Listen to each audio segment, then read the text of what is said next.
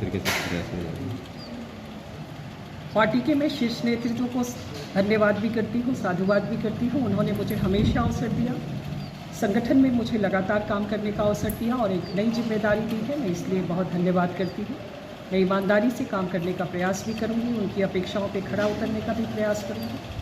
जहाँ तक छत्तीसगढ़ में और बाकी राज्यों में चुनाव की बात है, सभी जगहों पर भारतीय जनता पार्टी बहुत मजबूत है और इसके साथ ही साथ अभी जिस प्रकार से विपक्ष एका कर रहा है, एक नया उन्होंने इंडिया बनाया है, तो जिस प्रकार से ईस्ट इंडिया कंपनी की बात पहले हुआ करती थी, उस इंडिया उसका एक दूसरा स्वरूप दिखाई देता है। न किसी की विचारधारा मिलती है, ना ही वो किसी मुद्दे पर एक हो पाते हैं, लेकिन केवल भारतीय जनता पार्टी के खिलाफ एक होना है, इसलिए ये एका है। जैसा सदन में उनका व्यवहार है वो भी बेहद खराब है।